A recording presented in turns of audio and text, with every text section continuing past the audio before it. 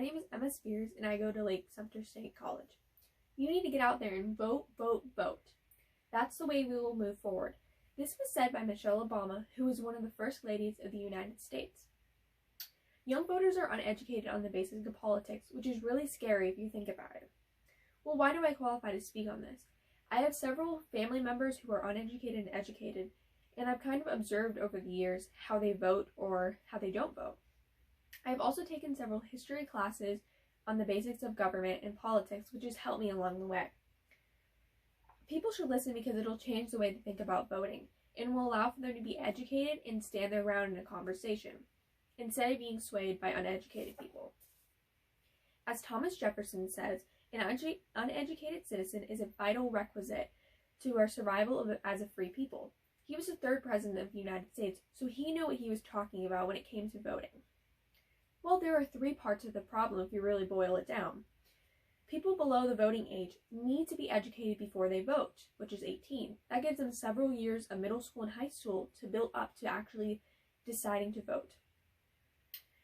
The sad thing is that only 32% of Americans know the three branches of government, which was said by the Annenberg Public Policy Center.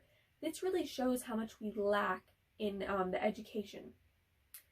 Educating them will allow for them to choose who they will vote for in an unbiased way and be able to learn how to research or talk to friends in a conversation about politics.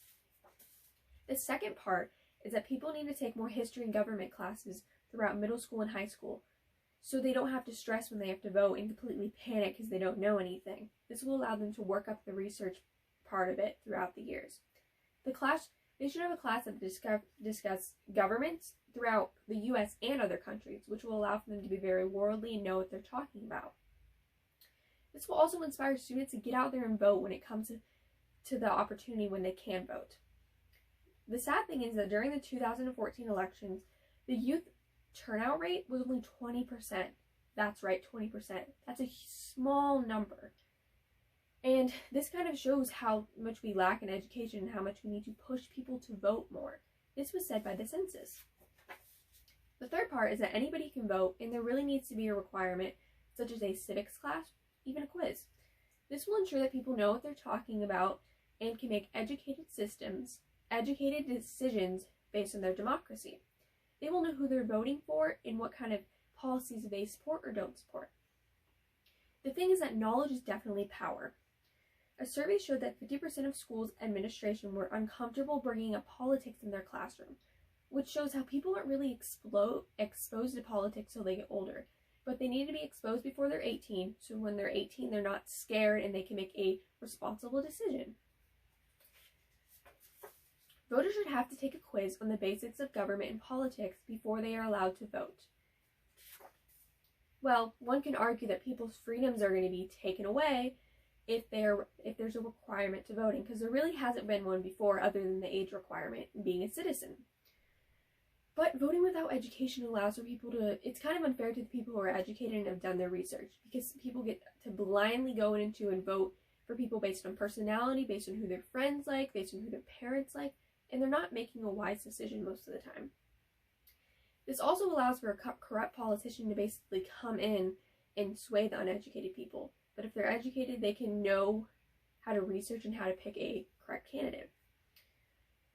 One can also argue that having a quiz or education system could be biased and allow for someone like a certain political party to come in and sway people. But this should be done by a non-governmental organization that isn't associated with either party. This will kind of allow for it to be completely unbiased and basically for it to not to be corrupt. Imagine a boy named Jimmy.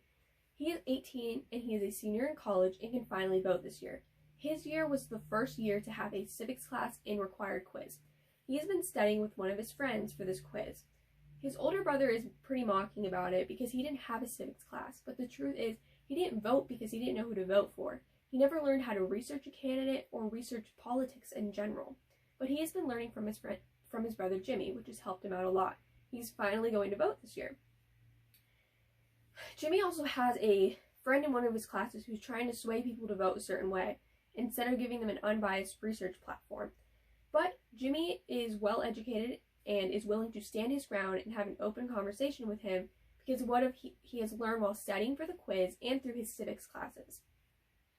Jimmy decides after 20 years that he will run for mayor because of the inspiration he got from his civics class and quiz. Well, what can you do now? You can start a conversation with a parent or friend who doesn't believe in voting and thinks it's maybe stupid or there's not a point to it. This will persuade them into knowing the importance of voters' education and how you should use your democracy to vote. You can also talk to a school teacher about maybe forming a club about politics or voters, or maybe starting a program for voters' education, which is even better. A third thing you can do is research another country and compare it with our politics. This will help you learn similarities and differences between countries, and basically just make you more knowledgeable in general. People shouldn't be afraid of government, the government should be afraid of people. This was said by Alan Moore, an English writer, and this basically sums up with what we talked about today.